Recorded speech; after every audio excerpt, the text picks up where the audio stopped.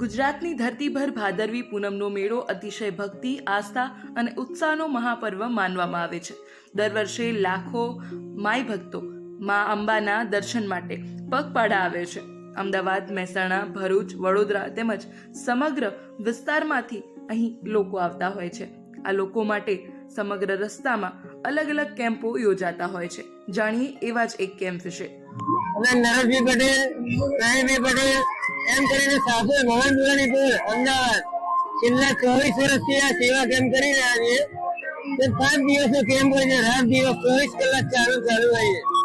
આની અંદર વડાપાવ, ગાંઠિયા, ગરમ મસાલા વાળો દૂધ, બટાકા પૌવા, જેમ તેમ વગેરે અલગ અલગ વસ્તુ અમે 5 દિવસ સલંગ રાત દિવસ અહીંયા ભક્તોની સેવા કરતા રહીએ છીએ.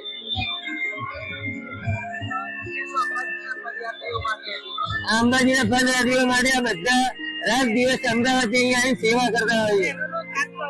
આ બધાનો સાથ સહકાર સાપુર ભવનપુરાની પૂર અમદાવાદ જેનો સાથ સહકાર છે.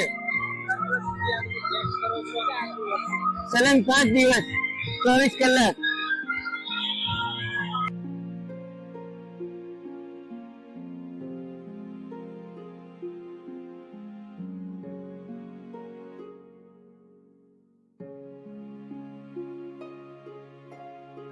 અમે લોકો વાડજથી આવીએ છીએ. અમે મંગલમ સ્ટાફ મંગલમ સાડી સેન્ટરમાં જોબ કરીએ છીએ.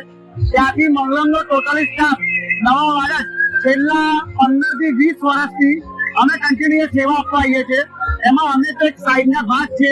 અહીંયા નરેશભાઈ કરીને ભવનપુરાની પોળ એની અંદર મેઇન કાર્યકર્તા છે. એની અંદર ચા, કોફી, ગાંઠિયાનું 23 વર્ષથી અમને આ આયોજન કર્યું છે. એની અમે અંદર 15 વર્ષથી સહભાગી થઈને અમે એમને સાથ આપવા માટે આવીએ છીએ.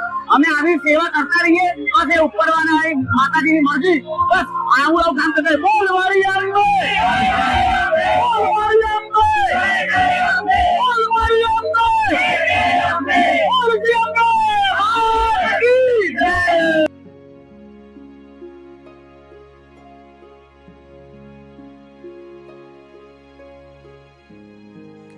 આ કેમ્પની સૌથી મોટી વિશેષતા એ છે કે અહીં દરરોજ 3000 થી 4000 જેટલા વડાપાવ યાત્રાળુઓને પીરસવામાં આવે છે.